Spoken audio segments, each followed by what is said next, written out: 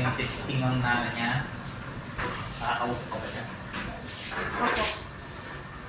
Ano na yung gitnang pangalan mo? Yung apelyido mo? Gitna? Urbano. Urbano? Urbano. Urbano. Taga saan? Pulong po. Dimba? Opo. Anong purok po? Pulong sa iyo. Nobyembre 5, alas 2:30 ng hapon. Nandito po tayo sa Pacac District Hospital. At makakapanan po natin si Kapitan Domingo Garampil ng Barangay Kulong. Kasama po niya si Kagawad Mar Lagman. At nalaman po kasi natin, ito pong si Nanay Erlinda, ayan, na taga Purok 6 ay inatake. At alam din po ng lahat na siya at yung anak lamang po niya na si Catherine na meron pong mental problem ang magkasama sa bahay. Ayan. Kap, magandang hapon. Magandang hapon po. Kap, buti nalaman po ninyo na inatake, tama po ba kaninang umaga lang?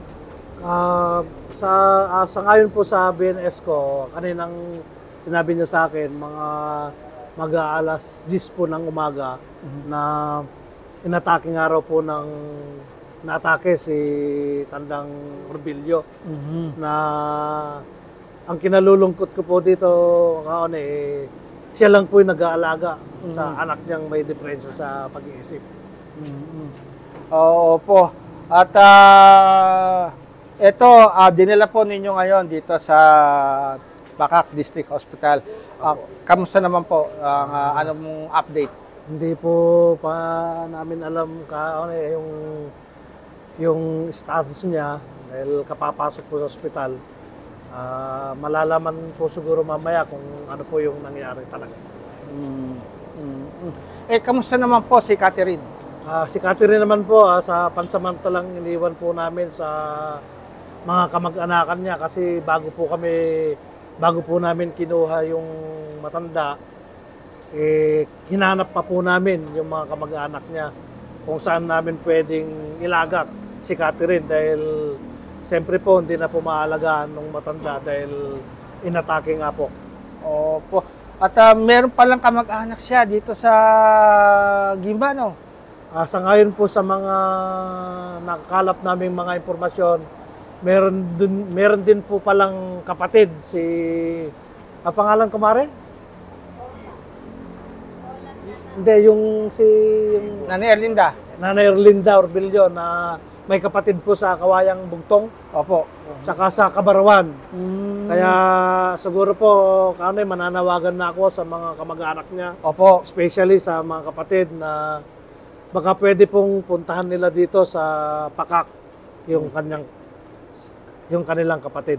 Opo. Sa ngayon po, sino po ang magbabantay?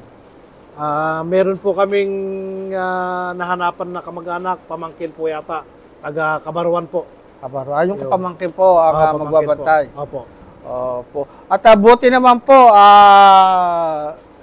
nagpaiwan si Catherine doon sa kamag-anak. Okay naman po kaninang binaba namin. Tinanggap po. Tinanggap po. Sige po. Baka meron po kayo nais panawagan pa.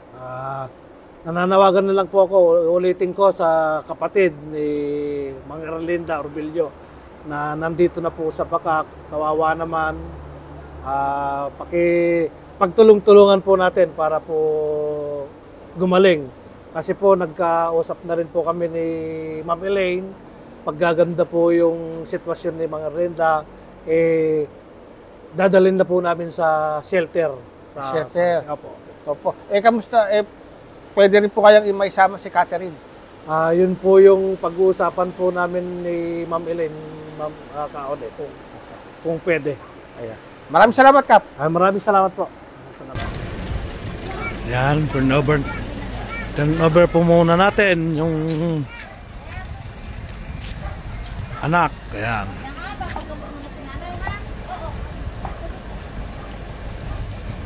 Yeah.